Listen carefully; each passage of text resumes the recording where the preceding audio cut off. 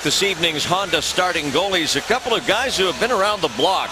31-year-old Antti Niemi, now in his 6th full season in the National Hockey League. And at the other end for the Vancouver Canucks, their new stopper, and boy is he off to a great start. 34-year-old Ryan Miller, now in his 13th year in the NHL, off to the best start in his career at 9-1. And the Sharks-Canucks season series, Game 1 of the 5 meetings underway here at SAP Center, and we're glad you're along on this Thursday evening here on Comcast Sportsnet California. And Miller robs Joe Pavelski on the first shift of the game. Well, we get a nice little look at Joe Pavelski early in this game. San Jose, the best first period team in the NHL, the differential of +13. Just get the puck to the net. Pavelski finds a soft spot like he does so often. Little redirect, and that's a good redirect and a better save. Miller in the game early with a good save. And they'll drop the puck all over again in the Canucks zone after a line change. Todd McLellan getting Logan Couture's line out there as Marleau is tossed out of the face-off circle. Couture the draw to Wingels, and a couple more saves by Miller as Tommy Wingels had a grade A scoring chance after Pavelski just did. And Ryan Miller came ready to start this game. Well, that was a face-off breakdown by the Vancouver Canucks in the defensive zone. Good chance for Wingels. Bieksa falls. Couture, and he missed the net wide, trying to get fine. In front Wingels, and that deflects away. And so far, 40 seconds into the game, the Sharks are all over the Vancouver Canucks. Now back into the Canucks zone, and San Jose will get called for icing here. Chances all over the ice for the Sharks. Well, Vancouver coming off a third period in Colorado where they scored 4 goals, but San Jose is at them early here. Wingels with a great chance on the back end. Miller right out at the top of the paint, and a second chance, and Logan Couture just misses to the short side. Some real good looks here from the Sharks. They are ready to play after 4 days between games. A much needed break. Got some practice time in. On second look, it appeared that Miller got his blocker on that Couture shot that was labeled for the short side, but Miller stuck the arm out in time as Niemi is tested by Alex Edler and makes a fine save himself. Here in the early going, it is living up to what we're used to. Very entertaining games between the Sharks and Canucks, and Marleau shot saved by Miller on the setup from Tyler Kennedy. And what a start to the game here. We're 1 minute and 16 seconds in. The Sharks are out shooting Vancouver 6-1. Todd McLellan, his 7th season as Sharks head coach. He faces Willie Desjardins. They have much in common. Both Western Canadian products, came out of the Western Hockey League as coaches there. Went on to be head coaches and champions in the American League, and also NHL assistants before they became head coaches. As the Canucks bring it into San Jose territory, Sean Mathias sending it around. Now Tomas Hertl trying to bang it out of trouble, but newcomer Luka Spiza keeps it in for Vancouver. Now Jannik Hansen wants to get it behind the net. Can't. Here's Dan Hamhuis. He'll hand it off to Hansen. The right-handed shot driving it right into the skates of James Shepard as it comes out of the zone. Now Scott Hannon, himself a native of British Columbia. Across for Jason Demers as you look at the Xfinity starting lines. Revealing at the top of the screen the big change for the Sharks. Tyler Kennedy, who missed the first 13 games and all of training camp, back in there. A breakdown in the Sharks zone as Burns threw it right in front of his own net to a Canuck. Now Brent Burns able to get it out of trouble and back to center ice. This has not been a very tight game defensively in the early going. That would be correct. Couple of breakdowns in both ends. Burns gives it away again at center ice this time, but Bieksa can't get it in. Now on the re-entry, it's played into Barclay Goodrow as the Sharks will change up behind the play. Vancouver is 3rd in the NHL in scoring goals, 3.23 a game. The Sharks are 8th at 3.0, but that doesn't explain some of the early mistakes that we've seen from both teams. Pavelski wants Thornton. He gets to center. Nick Bonino knocks it off his stick. Re-entering is Pavelski, and Christopher Higgins gets it away from him. Now Braun into the corner as you look at the Canuck lineup. Braun back at the right point. He'll aim wide for Thornton. That's knocked down by Bonino. Now the battle in the corner, and coming out with it is Matt Nieto for the Sharks. Braun again, and that ricochets off Edler. And back to the far side where it's cleared out by Chris Tanev for the Canucks. Time for our Lexus keys to the game, Jake. Well, the Sharks have had a bit of a break between games, and it's Vancouver. So my first key tonight is aggressive and be physical. The second key, details and habits. They need it against a very confident Vancouver team, and it's great preparation for this road trip. Tough road trip, 7 games in 11 nights that start Saturday in Dallas. Marleau wins the draw, back to Marc-Edouard Vlasic. Sharks coming off a 3-1 victory over the Islanders on Saturday when 9 different players were involved in the scoring. Canucks, they're coming off a win too on Tuesday night. They beat the Avalanche 5-2 in Denver as the Canucks are off to a terrific start, 9-4. And they've played their share of road games too. This is their 8th road game so far this season. Vancouver with a 5-2 record away from home. A key moment in that game against Colorado. Canucks outplayed the Avalanche in the second period, but they were trailing 2-0. Henrik Sedin scores with 4 seconds left in that second period, and then it was all Canucks in the third and onslaught as they scored 4 unanswered goals to cruise to a 5-2 win. Now the Canucks attack through the middle of the ice. The Twins are on the ice. Daniel with number 22 on his sweater. Brother Henrik with number 33. And they've had a bounce-back season so far after a disappointing campaign last year, at least by their lofty standards. Just on the ice, their time on ice last year was crazy for a short season because of the Olympics. Niemi with a glove stop, drops it and covers on the shot from Radim Vrbata.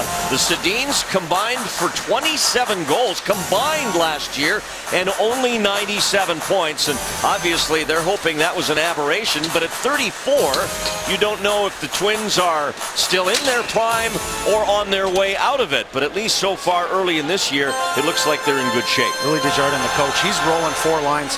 If you look at their 12 forwards, they've all played average over 10 minutes a game. And much different ice time distribution than what John Tortorella used last year. He overused these guys, and it cost them later in the season. They both had injuries, and then they had to deal with the Olympics. They slumped and never regained it in the second half of the year. Hurdle trying to swing a pass through the middle for Shepard, but he fanned on it. Now Bieksa will send it around. Stanton falls. Kennedy with the puck, circles the net and tries to get it to Shepard, denied by Vancouver's defense. Good forecheck though by Shepard to win it back for Kennedy. They go to work in the corner, comes up the near side boards, and Lyndon Bay can't get it out. Number 7 in white, the former LA King. Kennedy with a shot. That's turned aside by Miller. Now Hammond wants Hurdle. He's got him in the corner. Tomas Hurdle trying to fight off Kevin Bieksa. Out to the right point, and the shot by Demers wide. Picking it up off the boards is Kennedy. Through for Shepard, but on his backhand. They knocked it away, but not out. Hannon back on the wing to Kennedy. Turns, fires, deflected, and it's wide back into the corner. Hannon jumping in there, keeps it alive to Hurdle. Good pressure here. Hurdle reversing. Hurdle trying to get it to the net, couldn't. Now on the near side, gives it to Demers. Good switch up here. Hits Hurdle. Backhand, stayed by Miller. Nice shift for that group as the Sharks continue to keep the pressure on the Canucks. Well, I like the puck possession down low by the San Jose, making short, simple plays, attacking the net, finding the seam there. That was a great shift by Tomas Hurdle. You can see him come down, makes a little backhand move. He did a great job that shift down behind the net. Look at that weight on his heels. He's got his right toe up in the air as he tries a deke to his backhand. Another good save by Miller. Here's Thornton. Waits, pass, shot off the crossbar. That was labeled coming from Brent Burns, but it came off the bar. And Ryan Miller's been good, and there he just got lucky. Back the other way, Derek Dorsett. That's broken up. Now Pavelski. Thornton heading up the ice through the middle. As it's dumped in by number 8, Miller behind his own goal. Lost it, but Edler's there to clean it up. Mueller, and it's deflected up into the screen. And out of play, we'll see off whose stick, and that'll be determined by where the faceoff is. Well, sometimes you have to be lucky to be good. And we're going to take a look. Miller slides over. You can see that. That was right off the post crossbar. Top of the post. And that was a great face-off win by the San Jose Sharks in the offensive zone. Burns just let it go. He's got that quick release. He leads the Sharks in scoring. 4 goals, 13 points for number 88. Here's number 61, Braun, trying to advance it. Higgins knocked it down, but Braun has it again, and over to Marc-Edouard Vlasic. A little over 5 minutes deep into this first period. Sharks out shooting Vancouver 7-2. Ryan Miller's made 4 or 5 big-time saves already as Goodrow's stick explodes on the far side. He'll go and get a fresh one as the Canucks get control in their own zone. Well, some good practices have paid off for the San Jose Sharks. They're flying out here tonight. Bonino lost the puck. Desjardins brings it back in, pushes it to the net, and Miller the stick save. Now Desjardins again trying to get it ahead for Tommy Wingels.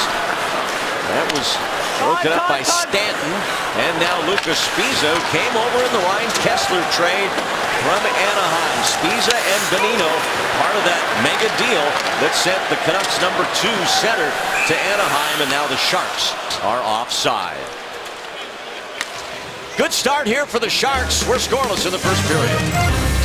Of course, the Canucks are a division foe. And here are the standings right now. The Canucks ahead of the Sharks. Equal number of games played. Vancouver with 18 points, 3 back of the leader Anaheim.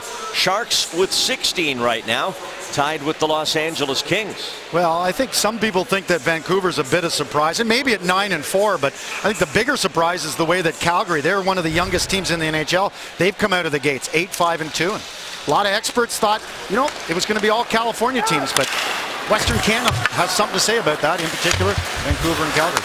Now a turnover by the Canucks. Logan Couture behind the Vancouver net. Vlasic will jump in down the boards to help out Couture. He tried to get it up high again to Wingels, but it's broken up. Now Bieksa, who had a scare a couple of games ago when he took a puck to the eye. Here he's knocked right off the puck by Justin Braun. Now Marleau with Wingels, 2-on-1. Marleau shoots, Miller the save, and then he catches the rebound.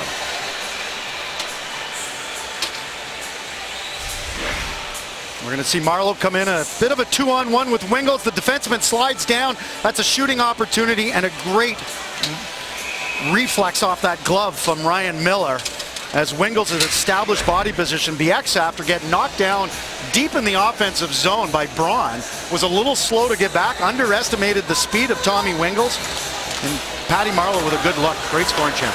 4 goals on the year for Marleau as he went after his 5th there. Now Hurdle breaks it up in the neutral zone, assisted by James Shepherd. Shepherd, his shot deflecting off a Canuck stick high and wide. Shepherd scored here on Saturday night, an insurance goal, the 3rd goal in a 3-1 Sharks win over the Islanders. Islanders, by the way, went into Anaheim last night and beat the Ducks, who were without Getzlaf and Perry, who had the flu. Well, the Sharks Thanksgiving 3-pack now available. Catch 3 amazing Sharks games, and not only do you get the tickets to the games, but you get a Sharks draft hat. Prices start at just $132 per pack. A limited number available. Face this one off at center ice. Desjardins kicks it ahead, but back to the Canuck defense. Dan Hamhuis, one of the veteran holdovers from last year on the blue line, but Jason Garrison is gone.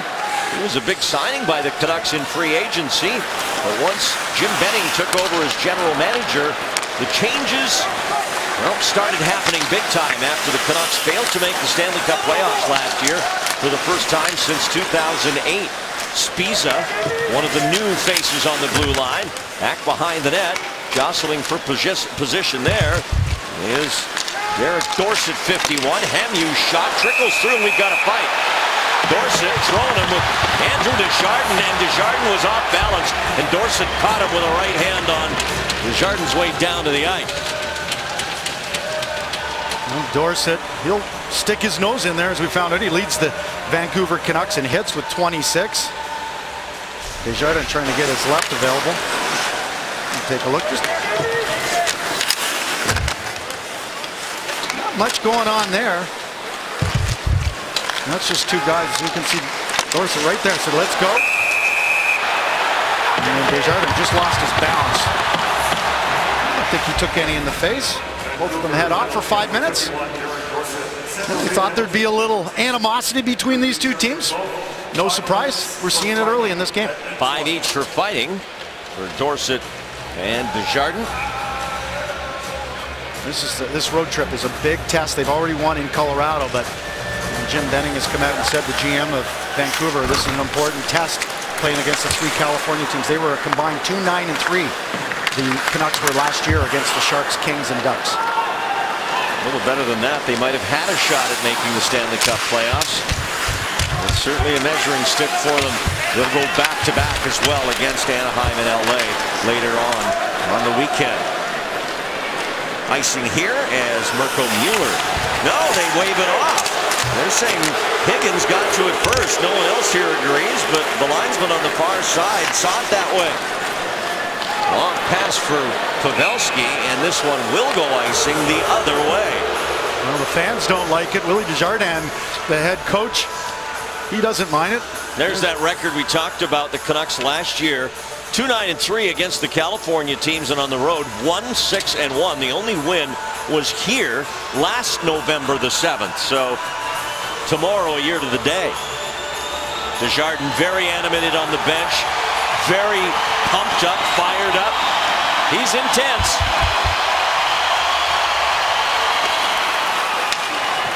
Brent Burns, long pass out of the reach of Matt Nieto.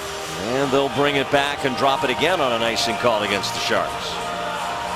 You get the Sedins out there right now against Thornton, and you've got Burns and Mueller. And the reason they're out there is that's 2 consecutive icings for the San Jose Sharks.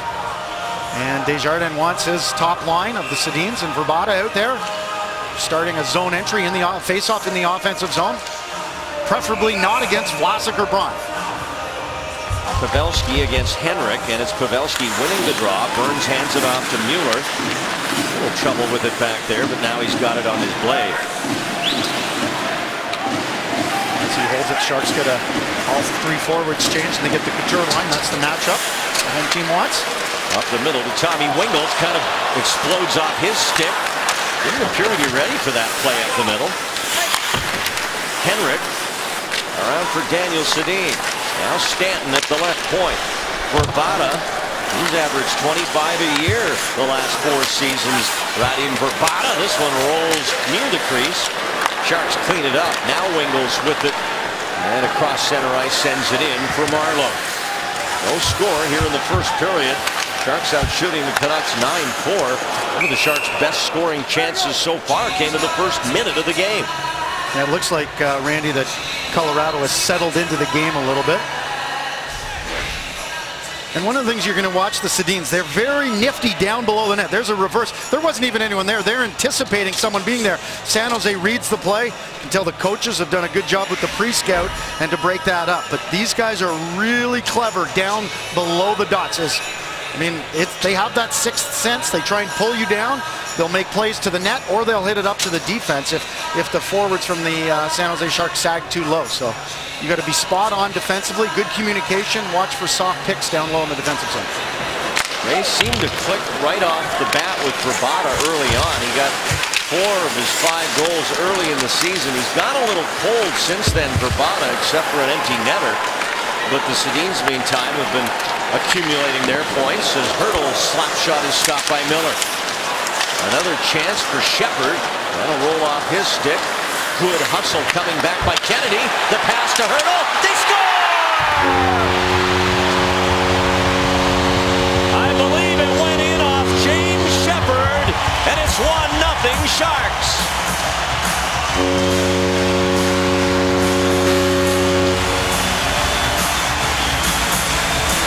That's points in 3 straight games for James Shepard, but it's Tomas Hertl with that great patience. Nice pass from the point from Braun. Great job by Shepard. Getting in front of the net. Watch Shepard stick on the ice the whole time. He turns, battles for position, but nice job by Tomas Hertl. Patience, feeds it across. Shepard now with goals in back-to-back games, points in 3 straight. They're going to look at this. He turned his skate when the puck hit it. Here's a closer look from the net cam. Take a look at the Prism net cam that's got a lot of water on it. It's a good goal. If there was a review, it was a quick one, and they relaxed the criteria for kicking the puck this year. It's one of the subtle rule changes that the NHL implemented this season. And what James Sheppard did there with that little turn of the skate is now considered legal. It's a good goal, his second from Hertl. James Sheppard with his second goal of the season. Great work by Tomas Hertl, Jamie Baker. Well, we'll take a look at Hertl in the mid to high slot area, and he's going to find a passing lane that's open. A great pass right there. You can see the passing lane. That gives him time to get his head up.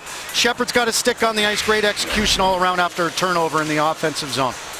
Tyler Kennedy getting the second assist in his first period of the season.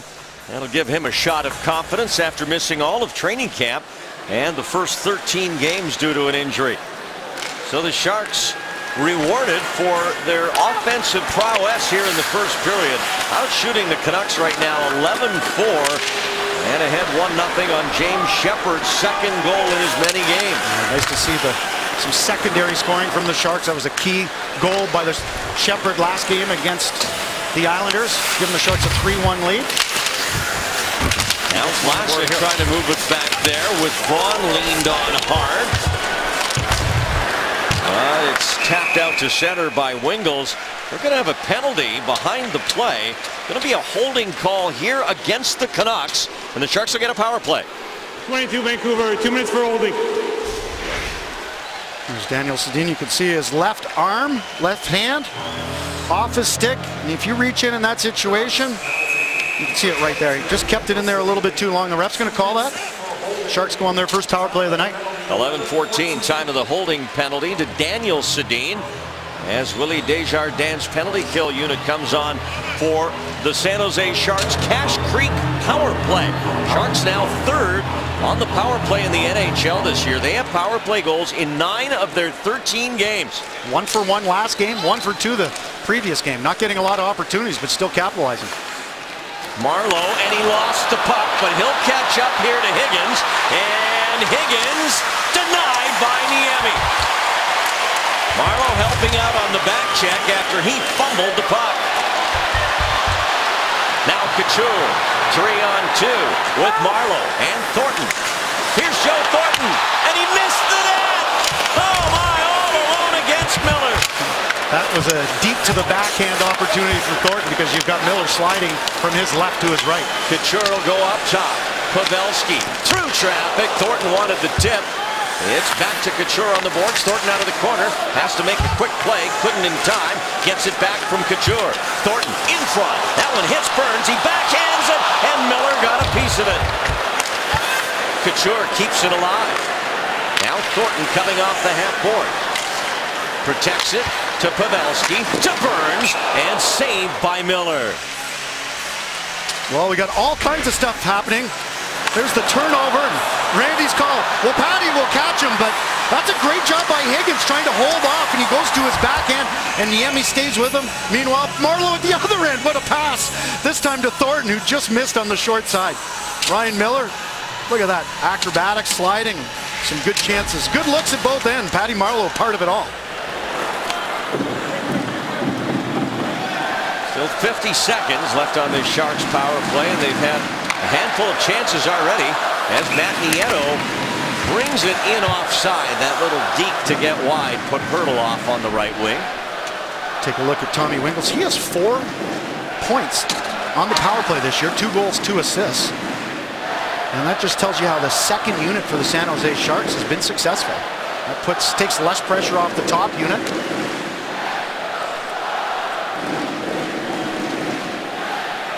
One of the reasons the Sharks are tied for third in the NHL on the power play this season.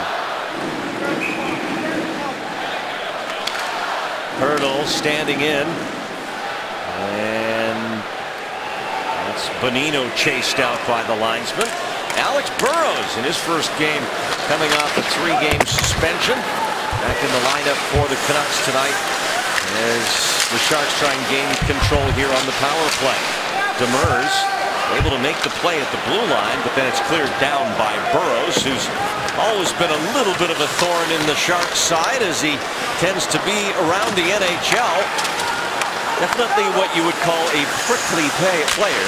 Vlasic shot blocked in front, cleared around to the far side. Matthias will push it ahead. Hansen banks it back down. Sharks running short on power play time now, under 10. Burns. And now Couture with a shot that hits the outside of the cage. We have a whistle, and we have the conclusion of the Sharks power play as well, with Sedin out of the box. Speaking of Alex Burrows, here's the play he was suspended on, Jamie, against Montreal's Alex Emelin. We're going to see him. It's going to be a high hit to the head, and Emelin goes down. There it is, right there. Emelin never saw it coming. The NHL suspended Burrows for 3 games. This is, as you mentioned, his first game back. He's on the second line with Bonino and Higgins. Zach Kassian is the odd man out tonight. Wingels trying to get it in front for Couture. Daniel Sedin will slip it in behind the Sharks defense. Canucks stuck on 5 shots in this period to the Sharks 12. Couture up through the middle. It'll end up on Marlowe's stick. He'll get it back from Mirko Mueller. I like seeing Mirko Mueller join the rush like that. That's just a sign of his confidence here in his 11th game. Pass intended for Couture, broken up. Daniel Sedin, poke check by Burns. Henrik carried it in. Burns has it again. Wingels from center. This is going to be icing. He was not clearly across the red line when he played that one in. Now, speaking of Alex Burrows, he was asked, does this suspension change anything for you after the hit on Emelin? And he said, no, my intentions are never to go at someone's head or out of my way to injure somebody. It's an unfortunate play, but I'm not going to start changing because of this. Maybe once out of every 1,000 or 2,000 hits. It is his first career suspension. He's been a flashpoint throughout his career as an agitator type player, but never suspended before until this recent incident. Well, the first thing I saw in that quote, 1,000 to 2,000 hits, there's got to be someone in the analytics industry out there calculating how many hits he's had in his career. 2,000? What do you think? 1,000? Maybe south of that.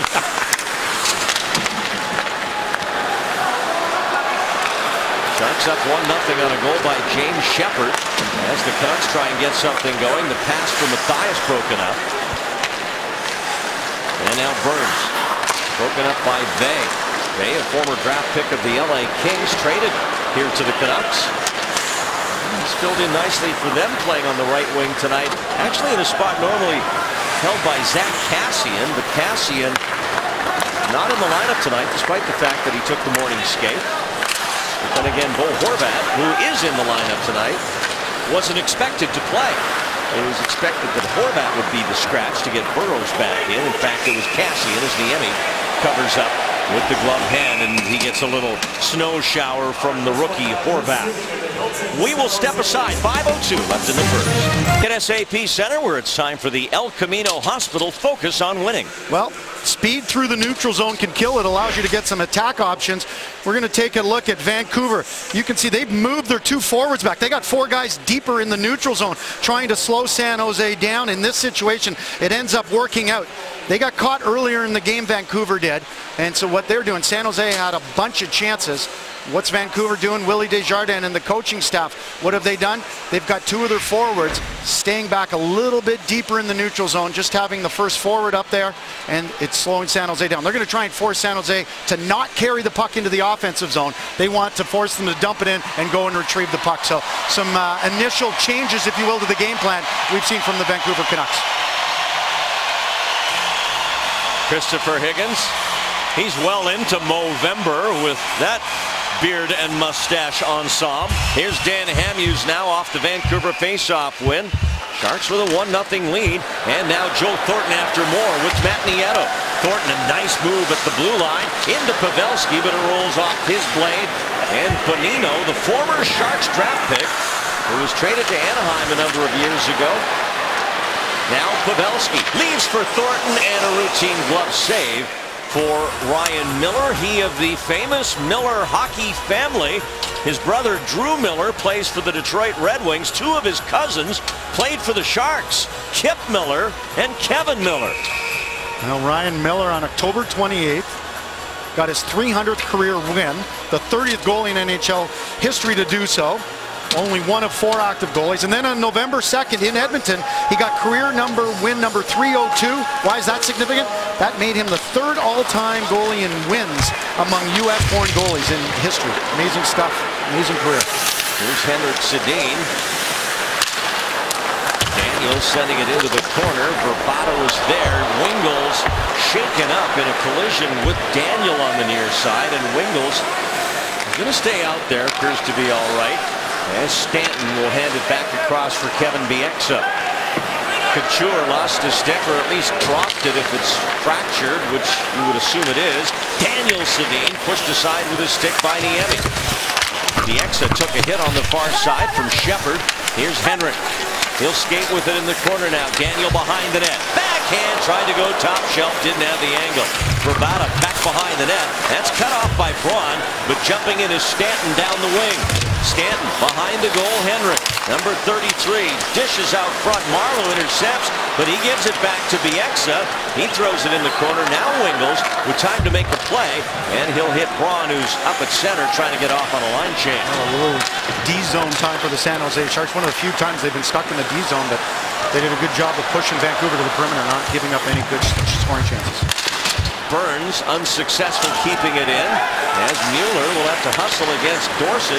Here's Horvat, the rookie, played in his first NHL game Tuesday in Colorado, and the head coach Desjardins, in a very nice gesture, had Horvat out to start the game in his first NHL game and take the face-off for Vancouver in that one. And he had his parents fly in from London, Ontario. Hansen and the Canucks are offside. Well, when you bring a group of 25 or more to a Sharks game, you save up to 25% per ticket.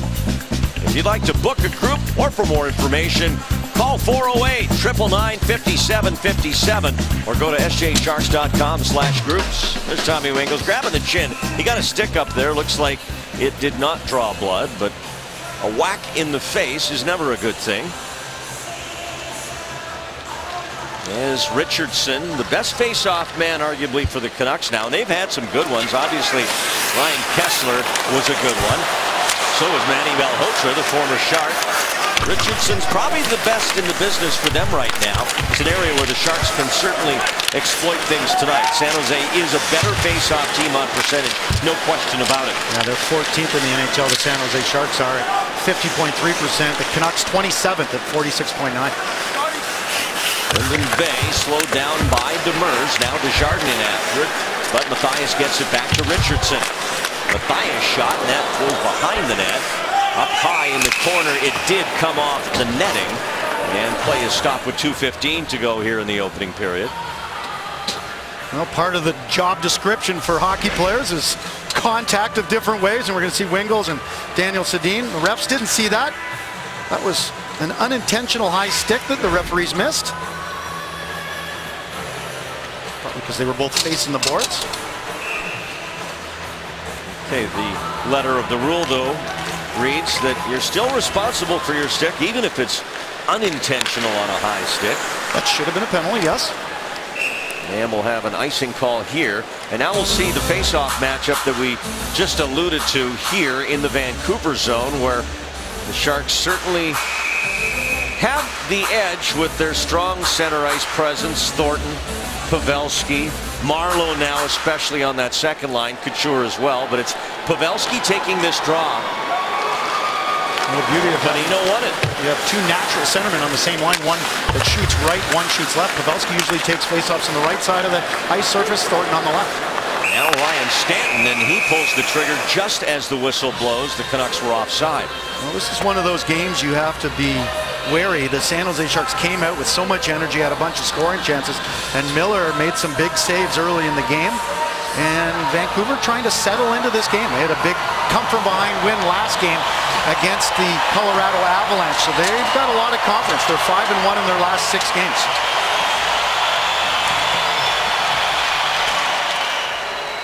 Fired in by Christopher Tanev. Braun for the Sharks slips a hit from Henrik Sedin. Needs help, so Vlasic arrives.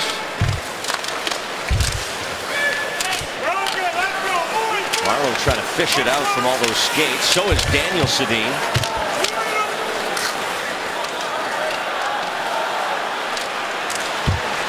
The scrum continues in the corner. So far, the officials prepared to let the players sort it out, and they do as Couture comes across center. Fires it to the net. Miller the stop, and no rebound with 1:19 left here in the period. Well, two of my favorite concepts I'll talk a lot about are outnumbering in layers, and you can see San Jose doing controlling the lanes to net. 3 Vancouver Canucks, 4 San Jose Sharks. That's called a shrinker. Collapse down into the corner, but they're boxing out. San Jose is always between the man and the net. There's 4 of them against 3 guys. Your chances of winning the battle, very good, and that's exactly what happened. The 215s do battle here, and Shepard had a good shot at winning that. The puck just didn't bounce correctly for him as it's dumped in by Dorsett. Now behind the net, Richardson. Hansen, nice play by Burns, got it off Hansen, ahead to Hurdle, and now Kennedy, who helped set up the only goal, comes in across the Vancouver line. Miller right back to Kennedy. They did battle many a time in the Eastern Conference when Miller was the goaltender for the Buffalo Sabres and Tyler Kennedy was with the Pittsburgh Penguins. Tyler Kennedy is just a good guy, and he's coming off a tough season. He's a very, very motivated hockey player. Canucks with a steal. Dangerous play in front of the Sharks net. Hansen now back up in the high slot. Kennedy interfering there with his stick. Thornton picks it up. He'll come to center. Strong back check by Henrik Sedin. Pavelski trying to get it wide for the pinching Jason Demers. In comes Hannon down the same side. He'll shoot. And Miller with the save. Thornton can't keep it in. Watch out. Here's the Canucks. Vrbata shoots. Scores! Radim Vrbata. And we are tied 1-1 late here in the period. Well, Vancouver got themselves back into the game 2 games ago by scoring with 4 seconds left in the second period. And what do they do in this game? 2-on-1 late in the first. That's a breakdown from the San Jose Sharks. Can't give up a 2-on-1 in the last minute, let alone in the last 10 to 15 seconds. Vrbata comes down. Oh, just waits a little bit. You can see him held. Wait. And then Niemi just overcommits a little bit to his left. He goes far side. With 7.7 seconds left, we've got a 1-1 tie. 19:52, time of the unassisted goal by Vrbata, his 6th of the season, and that'll be a tough pill to swallow in the Sharks dressing room after a period where they have so dominated for the most part, only to give up a late tying goal to the top line right winger of the Canucks. That is the end of the first period here at SAP Center. We're all tied at 1. Coming up on the Ram Intermission Report, we check in with the Sportsnet Central Studios with Brody Brazil and Kyle McLaren, and then Jamie Baker's back here to talk to the Sharks' James Shepard. A look at the concourse here at SAP Center as we get ready for the start of the second period. Brent Burns, such a popular figure as a player, but does so much in the community as well. This is our forward right choice. Burnsy and some of his teammates, James Shepard, Mirko Mueller, some others, had themselves freshly shorn this week. It was all to raise money for Defending the Blue Line, the Katie Moore Foundation, and the San Francisco Zoo. The goal was to raise $5,000. They've already raised over $15,000 with those charities benefiting, and you can still donate at sjsharks.com/buzzcut. And you gotta love Burnsy Bakes for the stuff he does off the ice. And you know what? He embraces it. He says, I like doing this. It's just part of my DNA. I enjoy it. I get a charge out of helping other people. That's what he's all about. He does get it. He knows that he's lucky to be a professional athlete and make a lot of money, but he gives back to the community. This is one of the ways. And recruited a few other guys. Barclay Goodrow, one of the guys. I asked him, how does it feel in your helmet? He goes, well, it's a little cooler, but to be honest, the helmet kind of sticks to my head a little better now that I've had my head shaved. Goodrow, of course, a Sharks rookie, and so much has been made of leadership here in San Jose and the off-season changing of the captaincy, or lack of one at this point. But There's lots of different kind of leadership, and I think what Brent Burns exhibits is very much important leadership, especially when it's shown to a young player like a Barclay Goodrow, never mind the veterans. Oh, being selfless, it's giving back to the community, and it's awesome stuff. Second period underway here. Glad you're along on this Thursday night as the Sharks close out a brief but extended two-game homestand with the 4 games in between Saturday night and tonight. And then tomorrow, back to the road. A 7-game trip, and we've got a Vancouver penalty coming up here.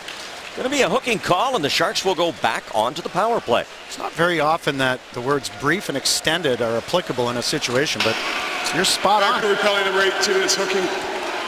Tanev's going to sit. He's only had 1 minus game in the last 12, Tanev. That's a little hook. I don't know about that one. 54 seconds We'll in take the second period. I'll be a homer, I'll take it, but if that was one of the Sharks getting that penalty, I wouldn't be happy right now. So let's be objective here. That was kind of a weak call to start this period. Several members of the Vancouver traveling media contingent in that first intermission were commenting about the lack of review, or the very quick review by the NHL Situation Room on the Shepherd goal, which appeared to go off his skate. Probably won't talk about that on Vancouver radio at all tomorrow. Only 24/7. They spent the last 2 days discussing whether or not Bo Horvat should return to tonight's lineup as the 4th line center. Hey, I took your advice. When I went for a run today, I was listening to 1040 Vancouver radio, TSN. It's all Canucks all the time. Yep. Sharks power play 0 for 1 tonight. It's been good this year, though, in general. Thornton, the drop pass. Demers on the wing. Burns trying to get to the middle. Pavelski and Nieto were both there. Defended well by Dan Hamhuis. And now a decision for Demers. He jumps up, keeps it alive to Thornton, who settles it. That was a pause by Demers. Yeah. Should I go? Should I not? Got away with it. Burns waits, fires, blocked by Hamhuis again. Single-handedly, Dan Hamhuis shutting the Sharks' first power play unit down. Hamhuis played for Team Canada last year over at Sochi, won a gold medal, made a nice play. And good hesitation for Burns, waiting for traffic in front of him. I almost broke out in song there. Should I stay or should I go? Marleau back behind the net. Thankfully, I didn't. Cleared off the near side boards and down by Matthias.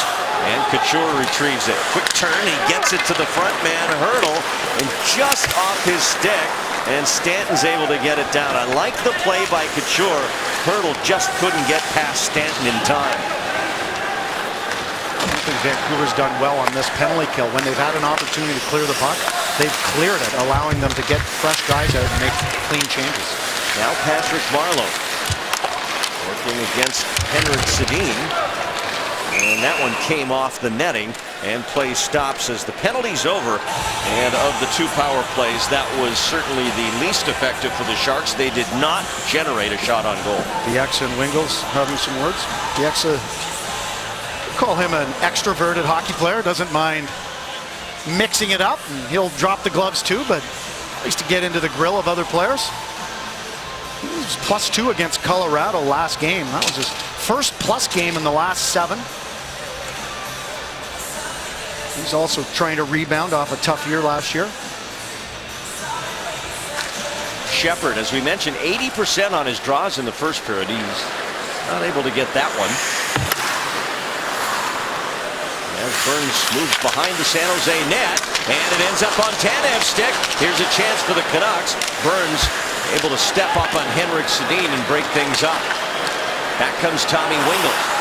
Gains the zone, or apparently not, according to the linesman. Wingels put on the brakes before he got over the blue line, and that put Mirko Mueller offside. Well, so far in this period, Jamie, the Sharks are a little out of sync.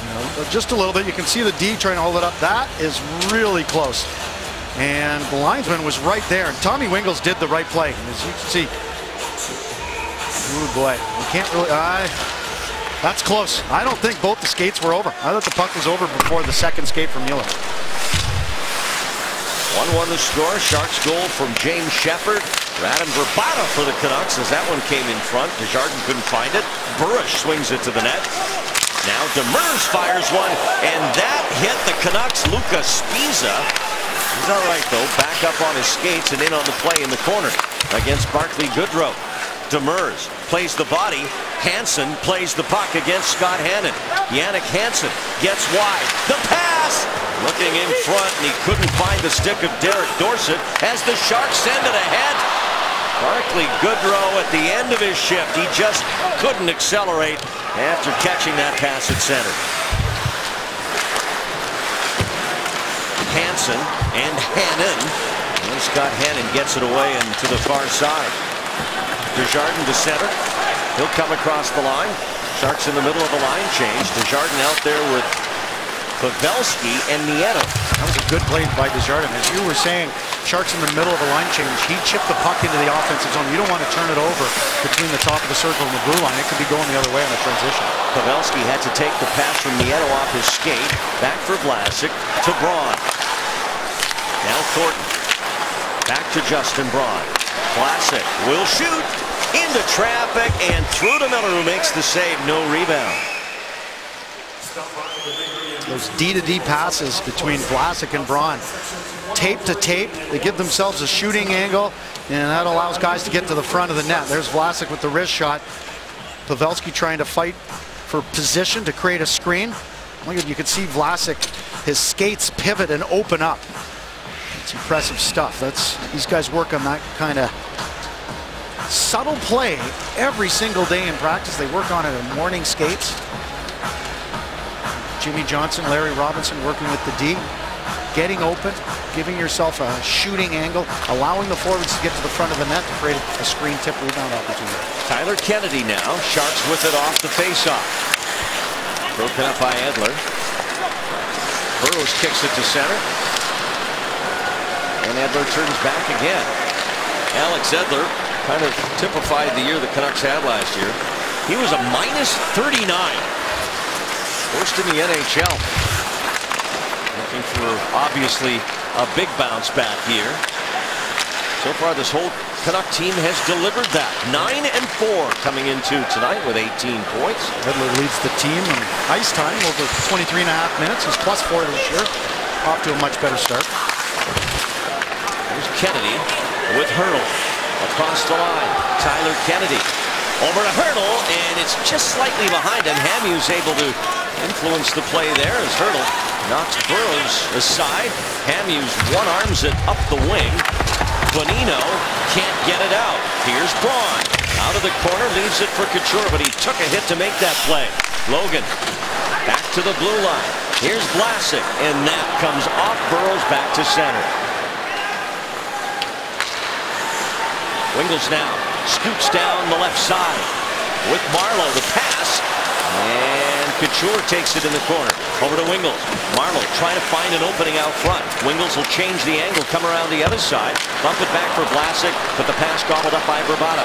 Here's the Vancouver goal scorer tonight, Radim Vrbata. Bumped off the puck by Vlasic, and that'll come off Henrik, and it feeds the San Jose Rush. Couture 3-on-2 with Wingels and Marleau. Marleau, one-timer miss, and then Couture would have had an open net, but he couldn't settle that bouncing puck. Hannon chased down by Daniel. And Vlasic with it for the Sharks. So the best chance of this period for the Sharks right there on that odd man rush. Burrows chips it in. 13 minutes left here in the second. Next time these teams meet, we'll be back here again. December 30th. Bo Horvat. And a poke check by Hannon. Gets the puck away from the rookie. A little more flow here in the last few minutes. A little more end-to-end action. Niemi trying to find the puck. He was unable to cover it. But Goodrow scoots to center now. Barclay Goodrow chips it in behind Edler. Matches up down low with Tanev. It's Demers for Desjardins. Andrew Desjardins with Shepard and Goodrow. Barclay Goodrow shielding it from Horvat. The two rookies matched up on this fourth line combo here as Miller knocks it aside. Mueller, another first-year player, getting a rough ride on the boards from Jannik Hansen.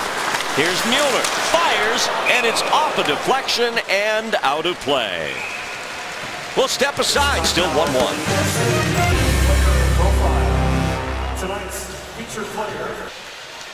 Time for tonight's McDonald's True Stories, something Todd McClellan and Canucks coach Willie Desjardins have in common.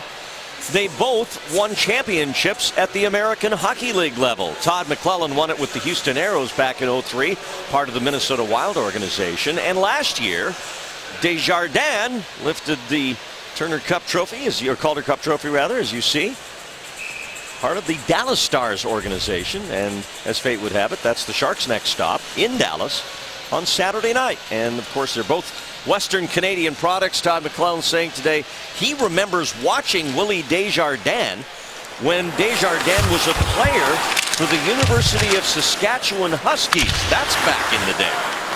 Desjardins, by the way, he was with Medicine Hat as a head coach from 2002 to 10.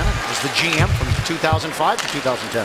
And Todd McClellan cut his coaching teeth in the Western Hockey League with the Saskatoon Blades.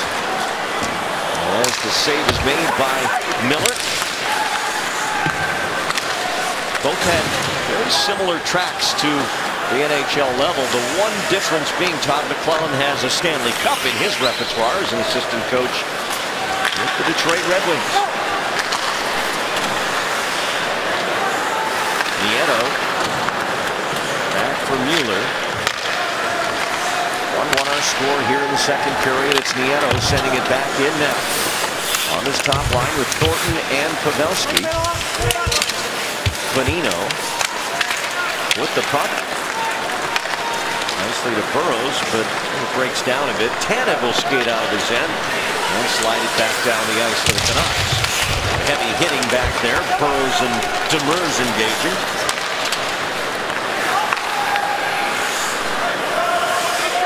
Spiza and Demers. Now Nieto, and he can't control it back there.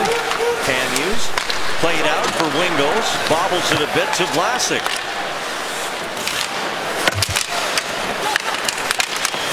Thornton behind the net. And Luka Spiza comes out with it.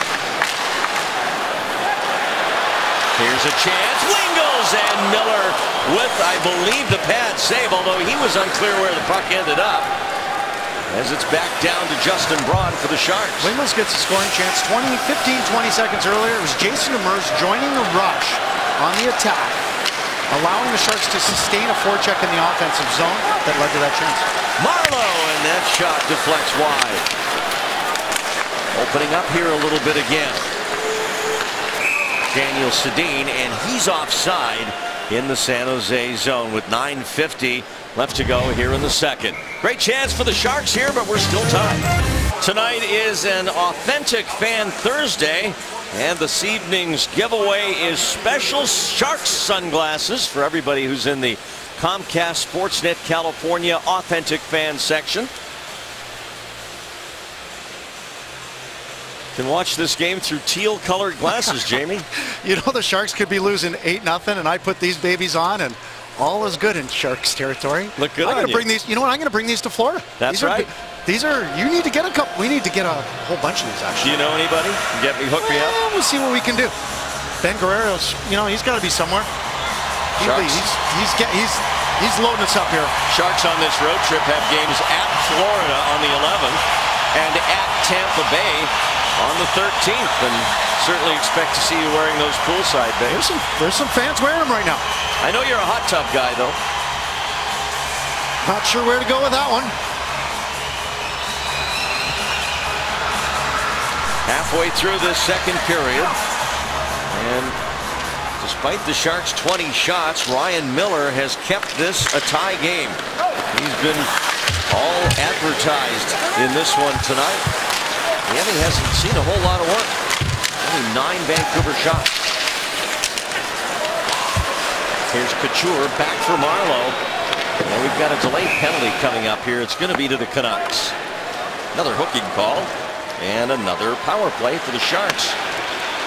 Vancouver penalty number 51, 2 minutes for hooking. Dorsett going, second time he's been in the box after the fight in the first period with Desjardins. He's the only player in Vancouver that has a short-handed goal this year. And there's the hook right there. Now that one I would say is I'll give that one a hook. I didn't like the last hooking penalty. You can call that a hook. San Jose's third power play of the game. 10:32, time of the minor to Dorsett.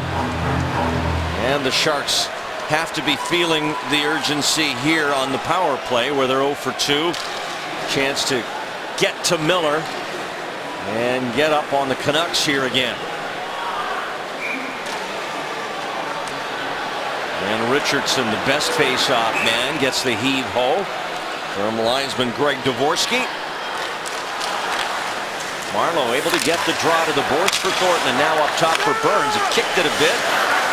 Marleau across, Pavelski in front, they score! Logan Couture, a power play goal.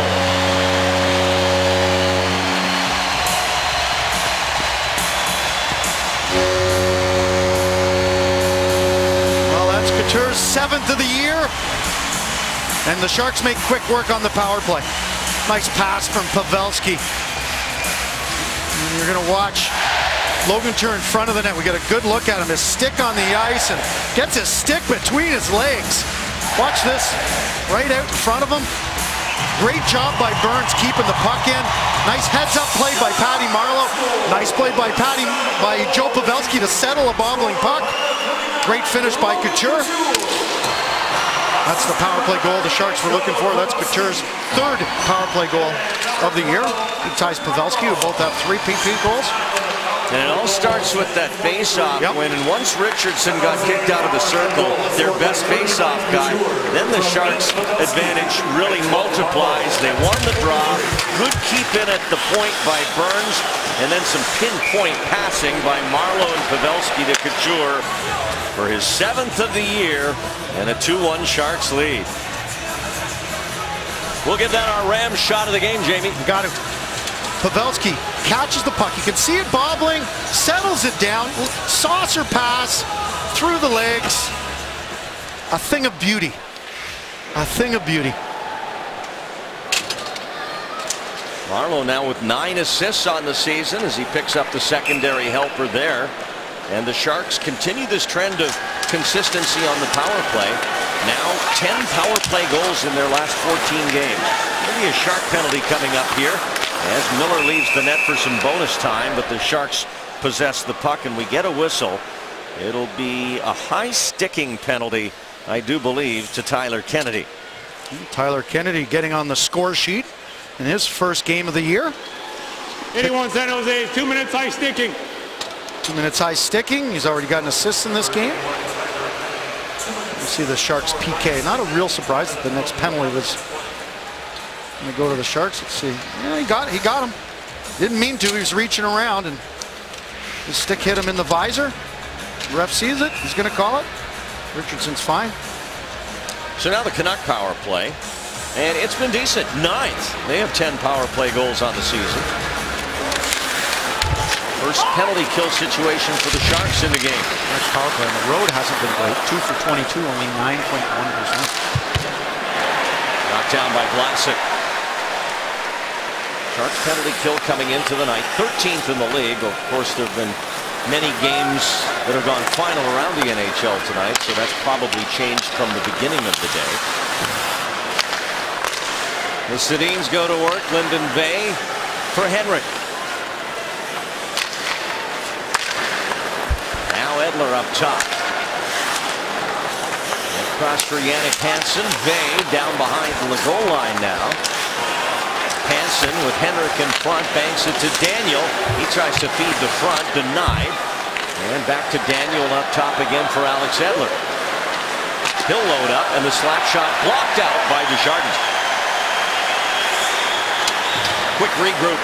And Henrik Sedin brings it in. Quick regroup means San Jose can't change. It's a long change from the defensive zone. Second period. Edler on the wing. Jannik Hansen. Down to Vey. In front for Hansen. He couldn't catch it, but it stays in. Nice collapse by Couture.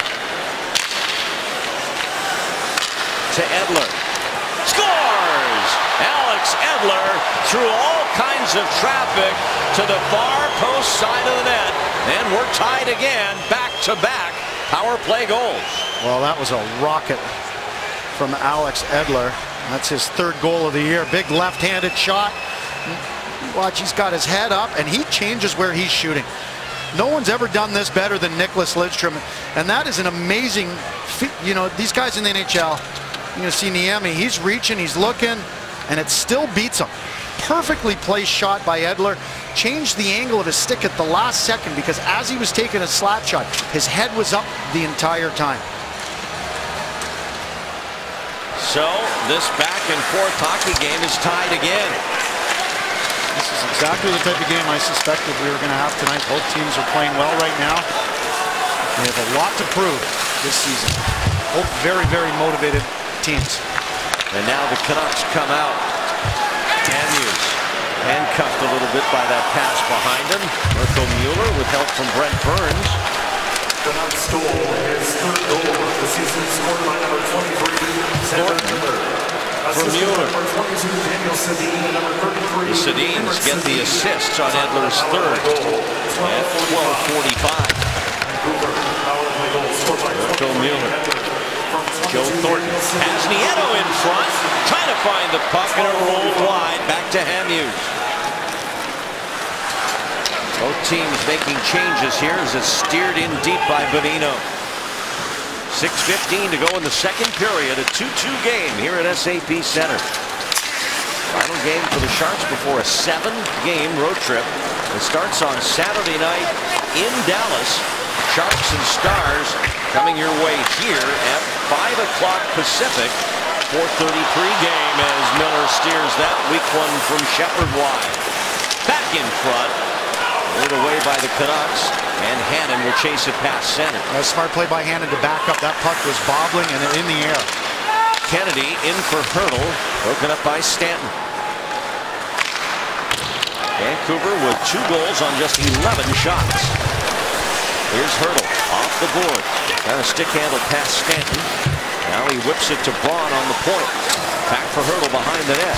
Tomas on his backhand, and a good block in front of the net by Bieksa. That pass was intended across the goal mouth for Kennedy.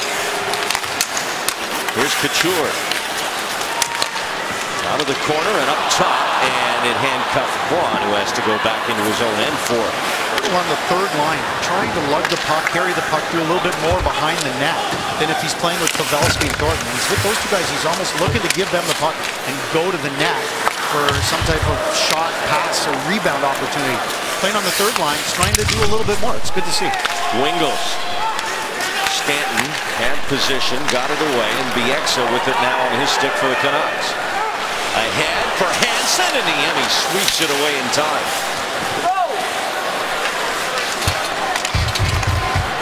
A breakout pass intended for Wingels out of his reach. Edler gets it back in for Henrik Sedin, checked by Couture. Under 5 to go here in the second period. Marleau with speed through the neutral zone. Now White gets his own pass off the boards. Chased down by Edler. Leaves it on a switch behind the net. But Burish couldn't get through all the traffic. Now he's got it. Gives it back up, and Bay will dump it to the open corner. Lyndon Bay, he's a great scorer in junior. By the way, I think I said Todd McClellan coached Saskatoon. He played in Saskatoon in the Western League, but coached, of course, in Swift Current for 6 years. Barclay Goodrow. And just overskates it as it's cleared from the front of the net by Hamhuis.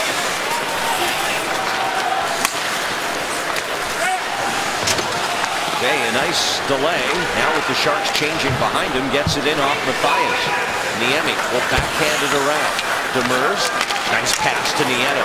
He'll burst up the middle. Matt Nieto cuts to the inside, and the quick shot just went wide as he made a nice move on the defenseman Spisa. And he's the first guy back. The speed of Matt Nieto.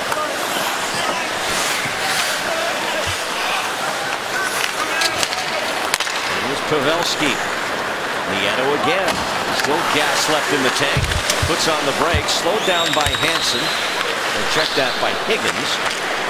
Now Burns for Thornton.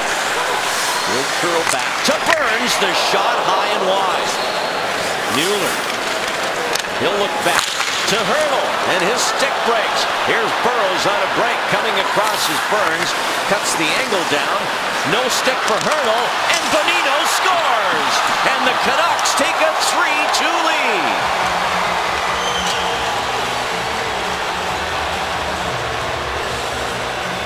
Tomas Hurdle with a broken stick could do nothing to defend against Nick Bonino, who scores his 7th of the year. Yeah, he's a team leading 7th. There's the broken stick that leads to a blocked shot, and off they go, Vancouver. Nice play by Burrows, stopping up.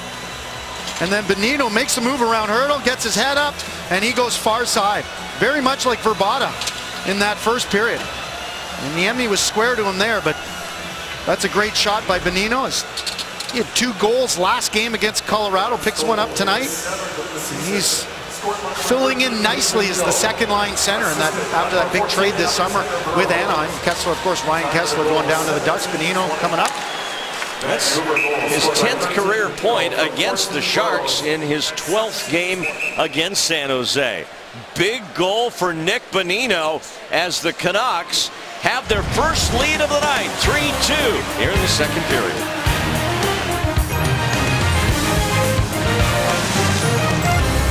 Time for Geico. This date in hockey history on November 3rd of 1983. Doug Wilson took 12 shots on goal during the Blackhawks' 6-3 loss at New Jersey, and that tally was the most by a Blackhawks player until Patrick Sharp took 13 and took away Doug Wilson's record in October of 2010 at Columbus. Last NHL defenseman with 12 or more shots in a game was, in fact, the Canucks' Alex Edler. He did it back last season against Toronto. So a turn in this game. The Canucks have back-to-back goals. They come within just under a 5-minute span from Edler and then Bonino, the former Sharks draft pick. And now Vancouver with a lead on the road here in the second period. How important were those early saves by Ryan Miller, allowing his team to get into this game? Canucks with 3 goals on just 12 shots. And now the Sharks go back to work now, trying to, instead of take the lead back, get the tie back. This will be icing here. And one thing, the San Jose Sharks, they're not flustered. They know that they gave up that goal late in the first period, and they also know that the last goal, that's a bad break. I mean, you've got Tomas Hurdle. He's in a one-timer situation. The stick breaks, goes down, and well executed by Vancouver. But it was also because of a fortunate break as far as the Vancouver Canucks go. So San Jose, they got to keep pushing. But I can tell you, on the bench, the coaching staff still very confident. Moving forward, they're not letting it get to them. Tanev off the Canuck face-off win. Trouble for Henrik. They'll go back over to Christopher Tanev. Don't go to Vancouver until into the new year. Here's Verbata. Can't get the puck settled. Centers it right up the middle. Intercepted by Pavelski to Thornton. Now Joe Thornton across center. Sends it in, but it comes right back out to Henrik Sedin. He'll get it across to his twin brother, but he can't catch it cleanly. And Mirko Mueller has it for the Sharks to Pavelski. 3-2 Vancouver. As Thornton comes across the line slowly. Gets it back. Now Hurdle. Tomas Hurdle takes a shot, and it goes high and up out of play, deflected by Spiza. Puck ended up in the net, but after the whistle, off the netting. We're going to take a look. Nice little pass from Thornton to Hurdle. He comes down, tries to use the D as a screen. Smart play by Hurdle. Nice job by the defenseman, deflecting that up over into the mesh, off the mesh, into Miller into the net. Whistle had gone, of course. Ryan Miller traded before the deadline last year from Buffalo to the St. Louis Blues, and then the Blues knocked out of the playoffs prematurely by their expectations. Couldn't or didn't want to come to an agreement with Ryan Miller, who became a free agent, and Canucks GM Jim Benning decided to shore up his goaltending position. Well, he's got a good record against San Jose because he's played with Buffalo for so long, and as we know, San Jose doesn't play well against Buffalo. Hopefully that changes at the end of this next road trip. That'll be the last game of the 7 in a row on the road. They've lost 7 in a row to Buffalo. Sharks have 2 back-to-backs on that. They go back-to-back the first 2, Dallas and Chicago, Saturday, Sunday, and then later on they have a back-to-back Columbus, Carolina. 7 games and 11 nights. That is a lot of hockey all on the road. Here's James Shepherd now. He has a Sharks goal tonight. This one's blocked by Bieksa. The second one blocked by Miller. Classic on the near boards as we're coming up on half a minute left in the second period. Kennedy, Stanton quickly on him, able to get it off Tyler Kennedy's stick.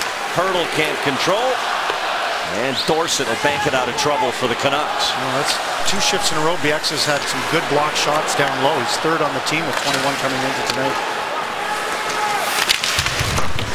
Andrew Desjardins in after it quickly. Adam Burish back for Desjardins. Under 10 now.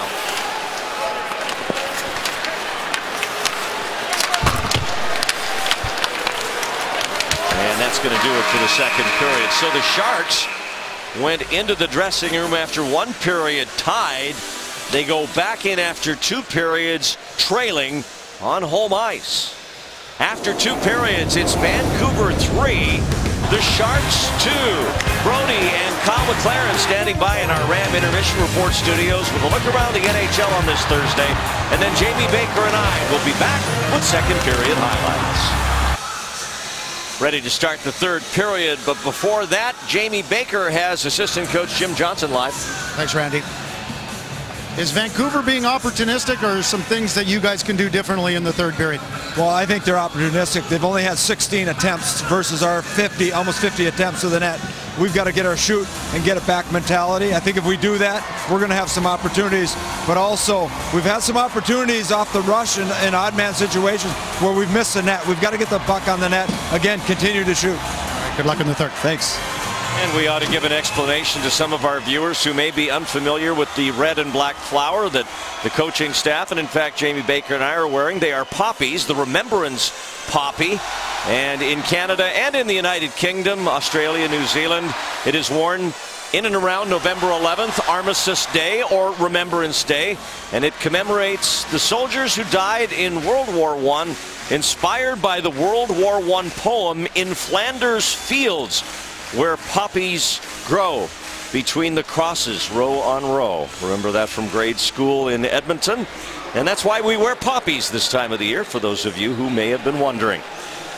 We're set to go with the third period here. Sharks looking to come from behind on home ice and head out on their 7-game road trip on a winning note. But they have some work to do against, as you said, Jamie Baker, and as Jim Johnson agreed with you, an opportunistic Vancouver team. But one of the areas where they took over in that second period quite decisively was in the face-off circle. Nick Bonino in particular, 70% on his draws tonight, 7 out of 10. Marleau has had a difficult night in the circle, only 36% centering that second line, or at least taking the majority of the draws on it, despite Couture playing center. So we'll see how the Sharks fare in that area, but that's just part of it. Here's Couture, down for Marleau, back for Logan behind the net. Brent Burns up high, trying to get this through, but it's blocked and cleared by Vancouver. Vancouver's 5-0 this year when leading after 2. San Jose 0-2 when trailing after 2. They're going to try and buck those odds here tonight. Canucks with their 3 goals on only 12 shots. I don't think they're odds, they're stats. Change what I was saying there. Burns whips it to the net. It glanced off the outside of the post, and then on the follow, Miller stops Nieto's shot. And we go back to what Jimmy Johnson said. The Sharks are out-chancing the Canucks, and they've had some odd man rushes or even zone entries off the neutral zone, and they want to get pucks to the net.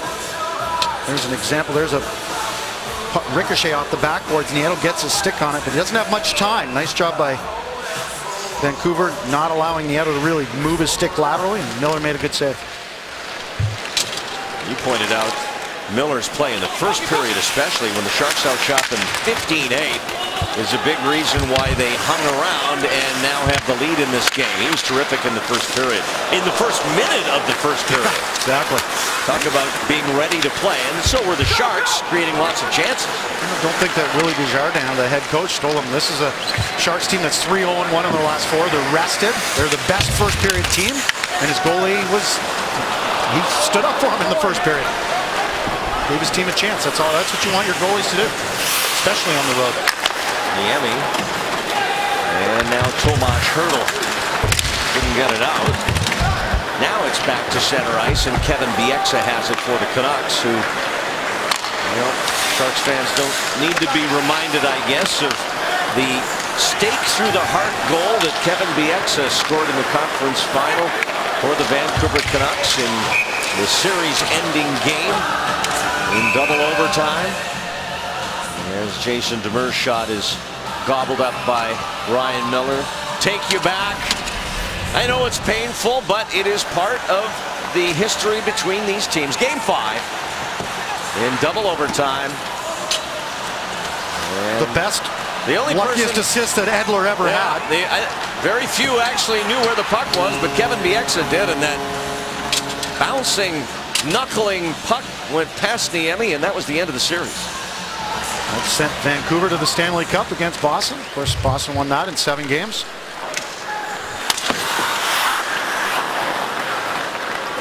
Now Marleau on the attack for the Sharks, and the wrist shot knocked away with his blocker by Miller. Henrik Sedin across center, and he'll place this in the corner. Niemi changes the direction with the blade of his stick, and Logan Couture now.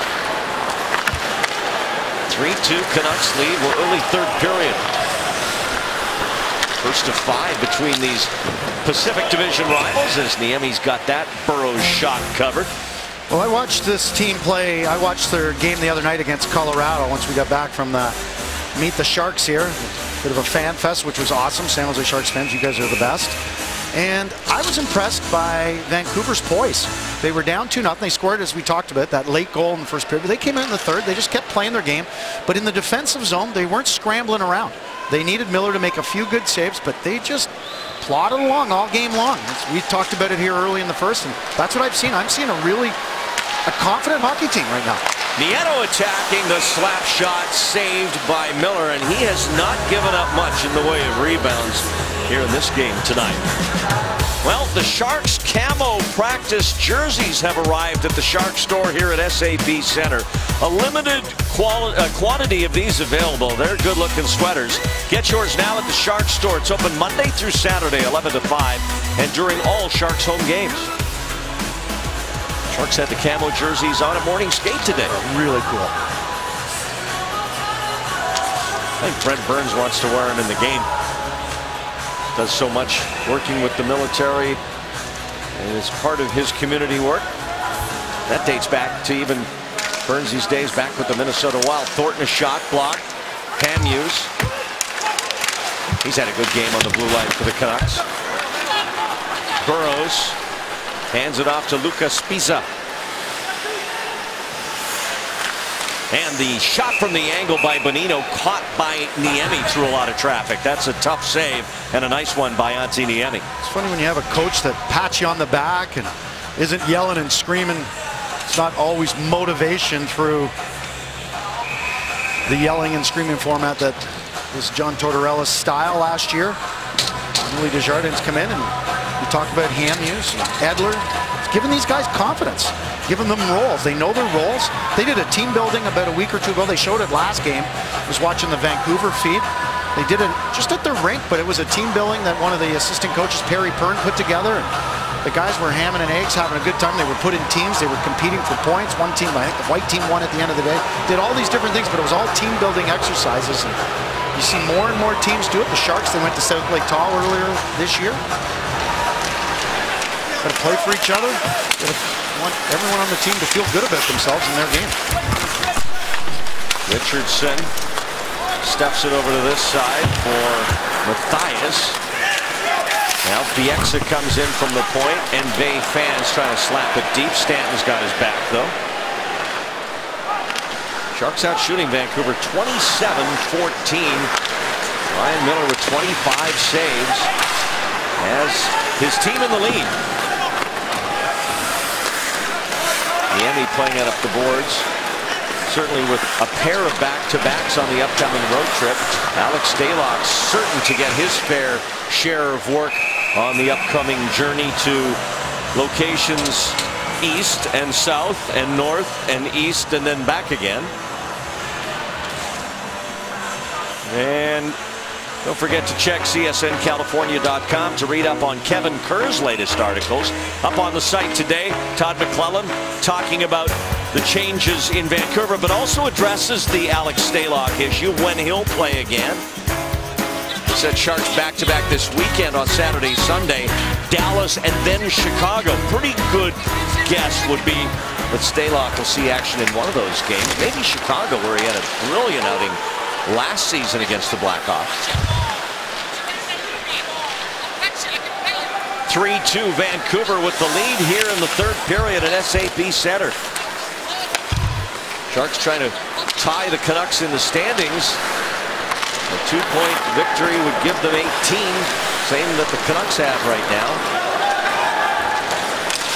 Canucks looking at these 3 games in California as a true measuring stick as to how far they've come a month plus into this season as a certainly not totally new group. The Sedins still a big part of things, but a lot of new pieces. Ryan Miller perhaps being the showpiece of that group. And Nick Bonino has had a big influence in the center ice position. Of course, in Vancouver, because of so much interest in the hockey team, they actually are tracking Bonino's points versus Ryan Kessler's points day to day. Of course, Kessler with the Anaheim Ducks now. And Bonino, by the way, is leading in that battle so far, but it is a long season. Pavelski for Thornton. He'll wheel it back for Mirko Mueller, who shot his block. Thornton back at center. Now Nieto, but Hamhuis has it, turns and fires it back into the Shark zone. Interested to see, Jamie, how Vancouver approaches this third period with the lead. Well, so far they haven't sustained much of a forecheck, but they haven't allowed San Jose any real good scoring chances. Here's one, Nieto, Thornton, and his pass goes across the crease. That was not a shot. I'm going to have to say that again. There's a drive deflected wide. Burns in front again, tapped ahead. And now Burns hustling back defensively and lost it to Hansen. And then Hansen tried to get it to Horvat. Hansen again a shot. Niemi with the save, and he has it covered. Oh, Bo Horvat had a great chance there at his first NHL goal. Well, as I was saying, the San Jose Sharks didn't really have a good scoring chance. And lo and behold, they get one. A turnover in the neutral zone. Thornton with a, looks like he was trying to hit Burns, and then Burns loses the puck here. He's actually leading the team in giveaways tonight with 4, and then dives. Hansen comes in. I think Hansen's trying to make the deke there. I don't think he realized Horvat was with him. If he had thought Horvat was there, he would have actually gone to his left, brought Niemi over to the right post, and then passed it on his backhand. So Sharks dodge a bullet there.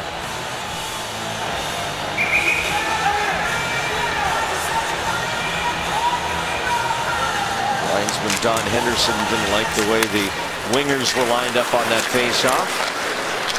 Nice win by Shepard there against Richardson. Chopped back out by Stanton. Now on the re-entry, it's Tomas Hertl with Tyler Kennedy and James Shepard. Decent line for the Sharks tonight. Generated a goal from Shepard. First goal of this game. The only 5-on-5 even strength goal the Sharks have. The other goal, of course, the Jersey's a power goal. A shot by Bieksa rather, and the save from Niemi. Here's Vey down at the goal line trying to turn on Demers. Lyndon Vey back to the point. Edler's shot saved by Niemi. He picked up from LA. He's got points in 3 of the last 5 games. Tied 6th in the NHL with rookies with 7 points. Now Kennedy on the entry to Marleau. Cut, shoots on the forehand, deflects off Tanev, skate wide. Every time the Sharks have shot, there's been no one in front of the net. Not a lot of distraction for Ryan Miller in this period. So it's kind of a one-and-done shot situation. Vlasic tussling with Henrik Sedin. Now Daniel chasing Braun down, who reverses to his partner Vlasic. Braun using the boards to get it to Wingels, who gets it deep. Good transfer by Miller to Spiza, who shows his skating ability coming through the middle of the ice. Niemi around for Braun. And now to the weak side, Vlasic to Couture. And it's up ice, but no Sharks in that area as they'll get a full line change. The stretch pass to Higgins.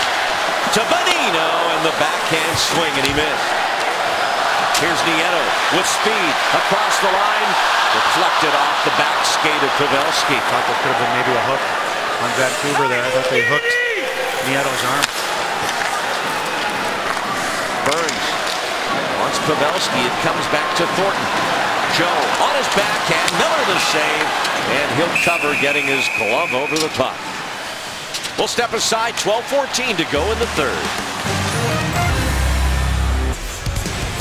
Now Tyler Kennedy playing in his first game of the season for the Sharks tonight. Of course, his heyday in the NHL so far coming with the Pittsburgh Penguins, where he was a Stanley Cup champion, joining the Sharks in a trade last season when in 67 games it was a down year for Tyler. 4 goals, 17 points, but he's just back from Worcester, where he played in 3 games and had a good outing there in a conditioning stint.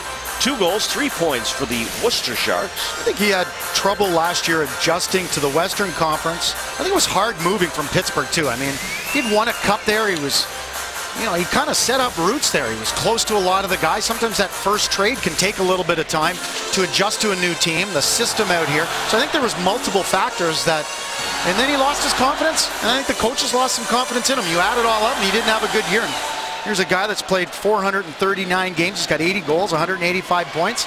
He's looking for a rebound year.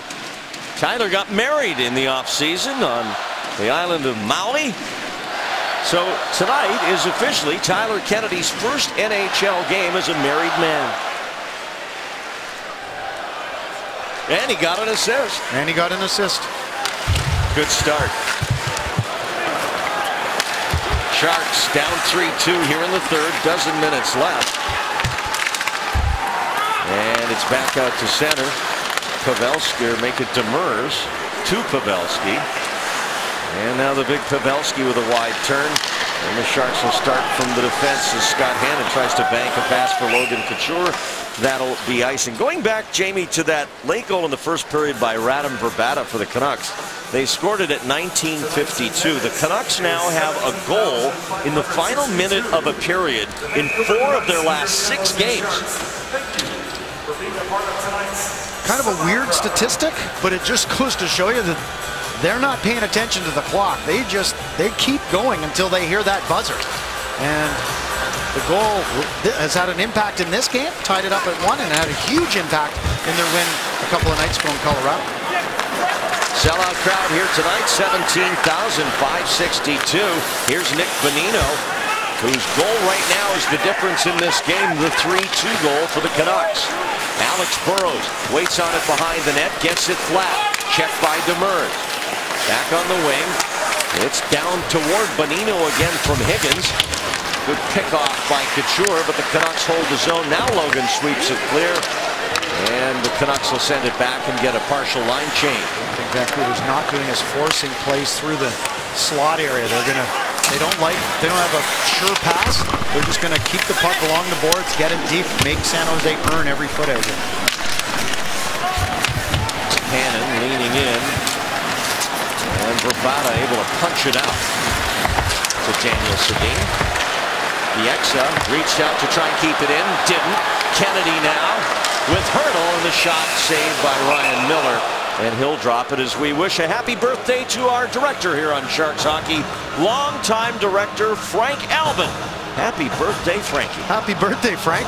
We'll have to have a birthday toast tomorrow on the plane or when we get to Dallas. Also, while we're talking about some kudos, if you will, some junior Sharks alumni had some good weekends last weekend. Nico Delamaggio, the goaltender, got the NAHL North Division Player of the Week. Jack Cleaver was the Frontier Division Player of the Week. Stanton Turner, Northeast Player of the Week in the ECAC D3.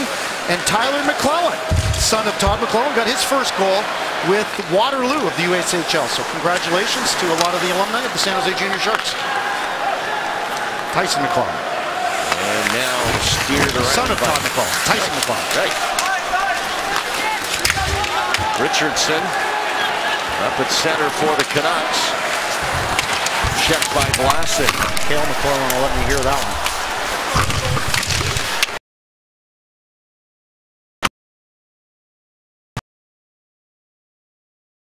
Richardson and Vlasic were going at it a bit. And they'll both change up. Well, Sharks need a push here with less than half a period to go in the third. They're down 3-2. Outshooting the Canucks 30-17, outchancing them by much more than that. Dorsett to the net, caught by Niemi, and we'll have another face-off in the San Jose zone. We'll be back on Comcast Sportsnet California.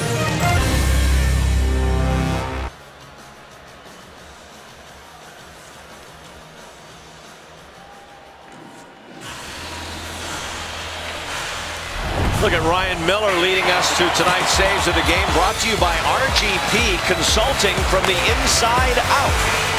Well, there's fronting the shooter, taking away the bottom part of the net.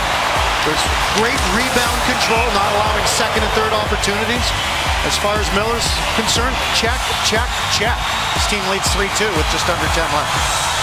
Ryan Miller with a brand new 3-year, $18 million contract from the Canucks. Who would have thought that Ryan Miller, who lost the gold medal game in Sochi, got a silver medal for Team USA, would end up replacing the gold medal winning goalie in Sochi, Roberto Luongo, for Team Canada. Now that is the irony of pro sports right there. The fans in Vancouver were happy about it to bring him in.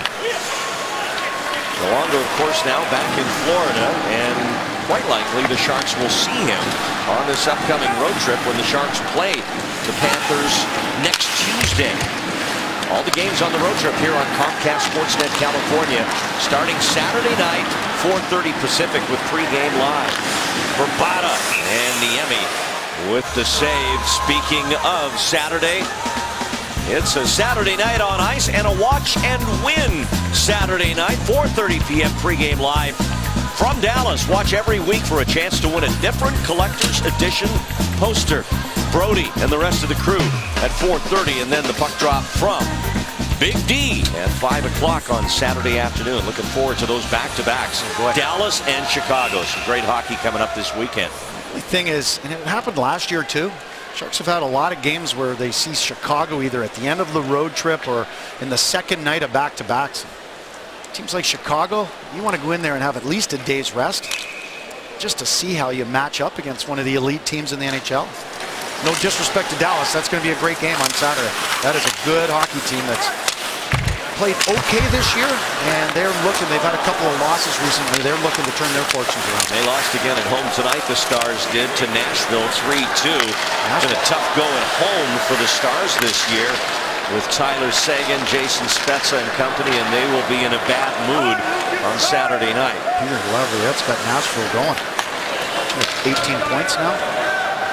Here's Hamhuis for the Canucks, who have been able to hold the Sharks at bay here in the third period, really since the Bonino goal at 17:20 of the second that gave Vancouver their first lead. It's held. Sharks are going to have to put their hard hats on lunch pails, go to work, start dumping pucks in and tracking pucks in the offensive zone and getting a bit more cycle. They've had way too many turnovers in the third period. In the neutral zone in particular. Vlasic for Hertl. And he just took his eye off the puck. Thought he felt it on the stick. Didn't. Niemi dives out to keep this one away from Lyndon Vey. With 7:40 left. Vancouver just keeping it simple. Down low. You can see Lyndon Vey was the high forward. He came into the crease area. But Vancouver just playing a very smart period here in the third.